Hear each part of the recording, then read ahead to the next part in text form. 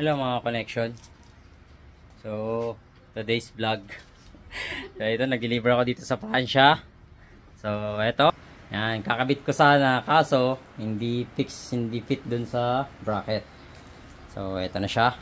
Google TV QLED. Yan, 55 inches. So, si ma'am na yung pinahawak ko habang ako yung nagsiset up. So, yan, sinama ko yung anak ko mag-deliver. Dahil nababagot din naman siya doon.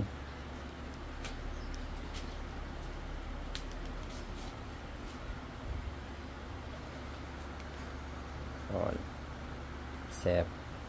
Yan. So, ganyan siya mga connection pag Google TV. So, meron na siyang Bluetooth. Tapos, AirPlay. Pag sinabing AirPlay, pwede i-connect yung mga iPhone products. So, dual function siya. Pwedeng Android or pwede rin pong Apple. Yan. Oh, malapit na. So, hindi ko na siya makabit. Gawa nung hindi fit yung bracket. So, mamaya pagdating lang ni Sir, yung asawa ni Ma'am, so, sila lang yung magkakabit. So, may libre naman yung bracket. Ayan. So, maganda yung bracket niya. Ayun. So, ito yung naka-pre-install sa kanya. Netflix, Prime, YouTube, Disney Plus, and then the rest is i-download na lang. Ayan. Pag na-set na yung Google account mo, so, pwede na siyang mag-download ko ano yung gusto niyo i-download. So, ngayon, matetesting natin siya is YouTube. Kasi lang naman yung free. Ayan. So, ganyan siya kaganda. Kita niyo yung red. Napakaganda ng red niya. Red na red. So, ito is, meron din naman siyang voice command.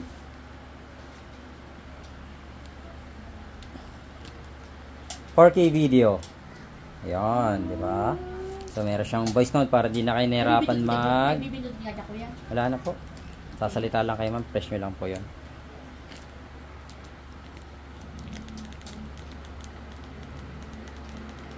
Ayan. So, ganyan siya. So, pwede mo i-settings yan. So, settings. Picture.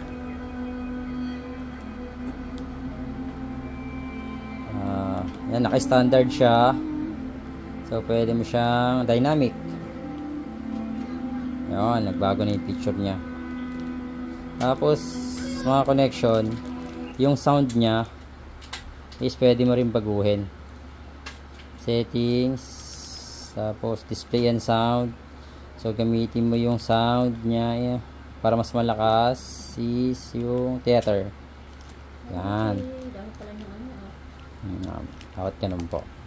Mas malakas kasi yung theater. Huwag yung standard. Yan.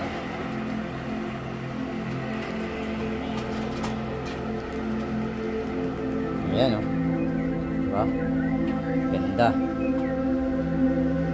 So, yun lang. Kung gusto mong mag-order, Eli Connection, pwede home credit, pwede G-Gigs, installment yun. 0 interest. So, yun lang muna. Peace.